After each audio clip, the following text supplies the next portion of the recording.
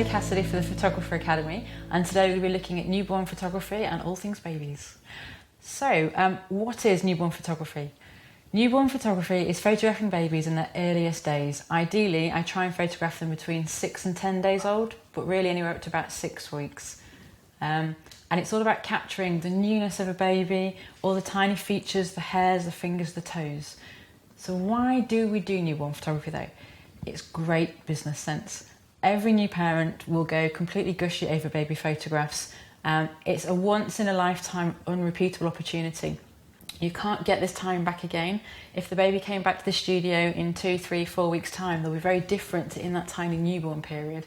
So it really is a great once in a lifetime opportunity. It's a luxury experience, and it just records all those details for new parents that they can't capture themselves. They spend well on it, grandparents often spend well on it, and overall it's just a really lovely, rewarding, fulfilling experience. So one of the most important things with newborn photography is the preparation.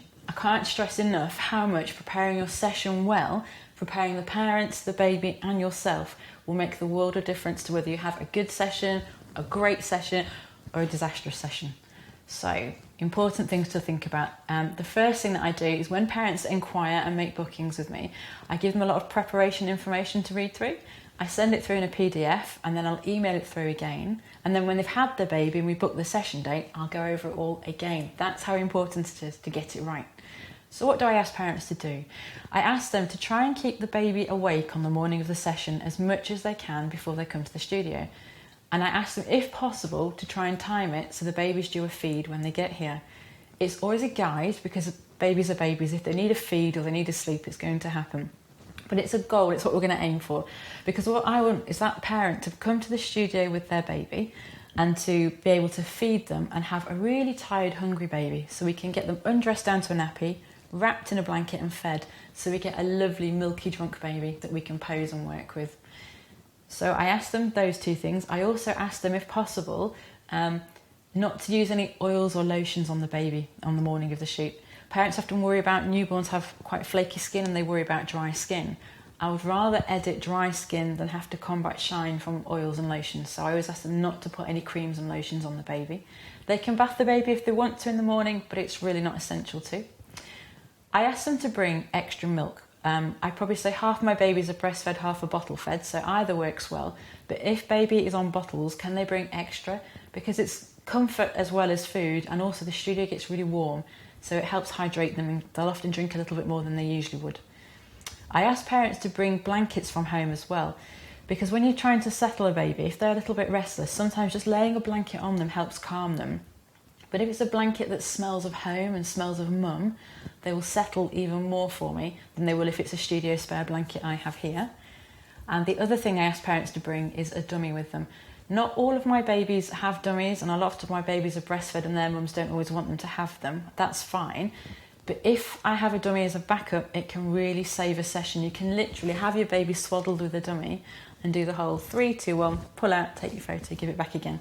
So I asked them to bring one and consider it, and if baby hasn't had one, we don't always use it, but you will find if the baby is used to a dummy and mum forgets to bring one with her, you'll have a nightmare getting them to sleep. So the dummy is the one that I do stress as well.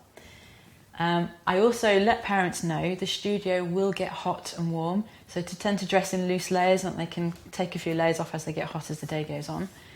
And I also suggest to them that if they have siblings and they want the siblings involved in the photos, to let me know in advance, and we'll try and arrange for the other children to come in for either the first or the last half an hour, because it's not really a good environment to have a toddler. They usually are about 2 or 3 in the studio. It's a working environment, and as I said, it's very hot and the session can take a little bit of time. So if they can, I get someone else to bring them at the beginning and at the end. I also let the parents know that the session can take up to 4 hours. I know that sounds a lot, and the reality is it's always much, much nearer 2. However, if they don't allow for 4, you're going to feel the pressure of time, and if you have a baby that's hard to settle, you stress more and the parents stress more. So if they allow 4 hours and it only takes 2, 2.5, then the parents think it's great that you finished early and they've got these amazing shots as well. It's especially important if you are a mobile photographer and you do it in their homes, that you let them know so they don't have midwives turning up, because you can guarantee you'll get the baby in the perfect pose and a midwife will come and knock on the door, and they're medical, they have to have priority. So I asked them to allow a 4-hour window, but ideally it's 2. And I also let the parents know we don't photograph them for the whole of that period of time. Most of the time on a newborn session is actually spent cuddling, feeding, soothing, settling the baby. And I really aim for probably 2 lots of 20-minute windows when I work with them of sleepy time. So that was the parent preparation. Photographer preparation is the usual. You need your batteries and your cards clear, that kind of thing. But I also heat the room up really, really warm. The warmer the better for me. Babies aren't used to being naked, so if you have a lovely warm room, they won't feel the cold as much. They also can't control their circulation as well as adults, so they will cool down quite quickly. So you really do need it quite toasty in there. And I tend to like using a fan heater, even in the summer, because when you undress a baby, it's that warm breeze that blows over them, which helps settle them down to sleep. The other thing as well that I think is really important is I don't wear any perfume on the days that I have newborns in for the photo shoot, and it kills me because perfume is my vice. But you've got some babies can be allergic to perfume, and if you have it on your wrists and then you're handling babies, it's in contact with them. Another reason why it was just a personal one, that from when I had my children, when you used to hand them to Granny so-and-so and they came back smelling of lavender, it used to really annoy me that my baby didn't smell of my baby. So it's a bit of respect for the parents.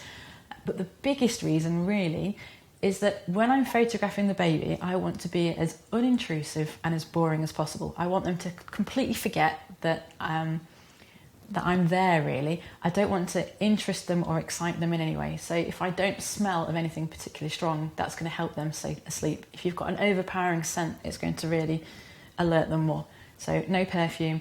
I also tend not to wear any rings or jewellery or watches when I'm working, because I'm very hands-on, lots of sliding hands under babies, moving them around. And I just don't want to scratch them with anything, so my choice is not to wear jewellery either.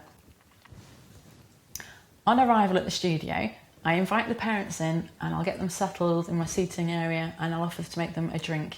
And usually I'll sit down and have a tea or coffee with them. I ask the parents to undress the baby down to a nappy, wrap them in their blankets, keep them warm, and then give them a feed. There's a few reasons for that. Mainly that if baby has a feed then goes to sleep, I'm not going to disturb them by waking them up to get them undressed. But the other reason is a small psychological reason. Most babies don't like being undressed, and I don't want the parents' first meeting of me with their child to be me undressing their baby and making them upset. So if they undress the baby and feed the baby, the first thing that they see then is me going over and cuddling the baby and walking around, and it's a really nice, calming, soothing time. And it's all about building trust with the parents and building a nice experience. When I sit down and have a drink with them, I will use that time to talk to mum and dad and find out about their delivery, if baby had any special care treatment, all those kind of questions. It helps you bond with the family. New parents love talking about their birth stories and birth experiences, but it also gives me a lot of behind the scenes information. If mum has had a C-section or stitches, she might not be able to be a spotter for me and might not be able to safely get up and down and look after a baby. So I need to know that in advance before I ask her to do things for me that she can't do. Also, if baby's, say, being breech, it means sometimes the way I pose them might be different. If a baby's been breeching mummy, then sometimes the legs, they like to keep them locked straight or not bend them in a certain way. So it lets me know that there's some poses that they may prefer and may not prefer, and how much you can kind of manipulate their legs or not. I tend to find as well that babies who've been in special care a lot sometimes are a bit twitchier and startle and flinch more, and lower birth weight babies can lose their body circulation a lot quicker. So all those kind of things I ask, but in a really informal, friendly, chatty way. And in the back of my mind, it's giving me information to prepare for the session and any extra considerations I may or may not need to take into account. During this time as well, I'll also ask about baby's birth weight, because they all love telling you that kind of thing as well. But also it means I'll know whether they'll fit in my small bowl, my large bowl, what kind of size props I'll need, what paddings under blankets I might or might not need. But it's all about, when the parents get that, I very much take control and lead the way. So however confident or not you are with babies, you almost need to fake it till you make it, and let the parents know that you're good with babies, that they can trust you with them. Because the more mum relaxes, when she's feeding baby, whichever way she's feeding, her arms will relax. So baby's more likely to settle when mum is relaxed. And often the mums do arrive a bit stressed, because they've often got another child at home they've had to rush around and find childcare for. They've had to try getting out of the house with the newborn. They get here, usually a small drive, but sometimes it can be a longer drive. And they've put a lot of emotional and financial investment in this session. They really want it to work. They've got great hopes for these baby pictures, and they don't want their baby to be the one baby that doesn't sleep. So your job is to relax them, reassure them.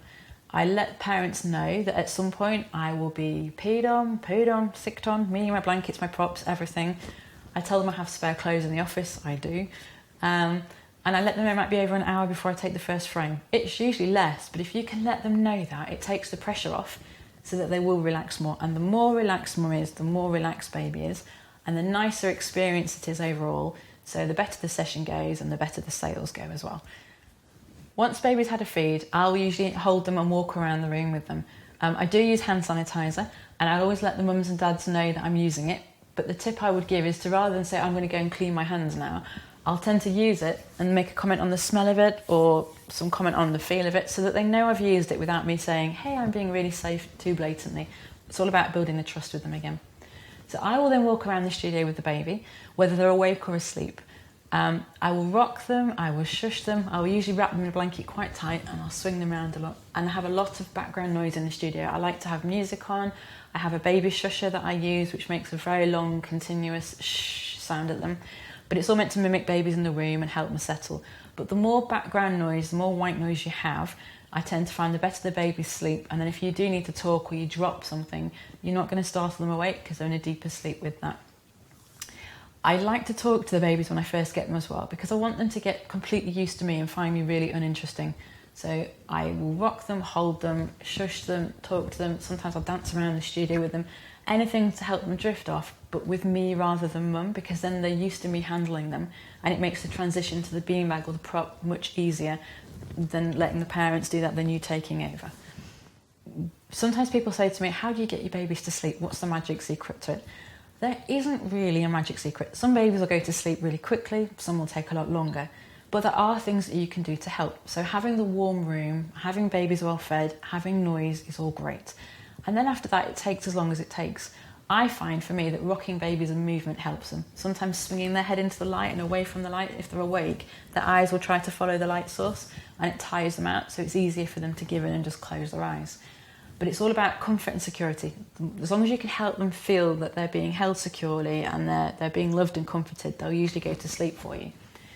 Babies have a sleep cycle of roughly 45-50 minutes where they'll have rapid eye movement dream sleep, which is a very light sleep.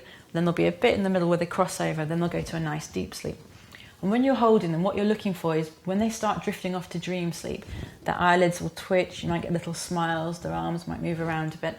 As they go deeper asleep, their limbs will go still, they go heavy, and they breathe more from their chest and their stomach. It's a much slower sleep. And that's what we're looking for. When you have your babies in the studio, often as the photographer, you feel the pressure to start working with them quite quickly. And I always say, once they're asleep in your arms, make yourself wait 2 or 3 minutes longer than you think, just to get them that bit deeper before you start working with them. It does really pay off. One of the best tips that I can give you if you're starting out on your journey in newborn photography is learn to read babies. Spend as much time as you can with babies and around babies, even if that means without your camera. But the more you can tell when a baby is windy, hungry, wanting comfort or in pain, the more it'll help you in your role as a newborn photographer. There's all sorts of things you can do. You can learn how to wind babies. You can learn baby massage, which is a great trick for helping get wind out and helping to settle babies. And every baby is different, but they all have different cries that mean different things. So I really encourage you to go and be around as many babies as you can, and soon you'll become a baby whisperer yourself. This is Elli Cassidy. Thank you for watching.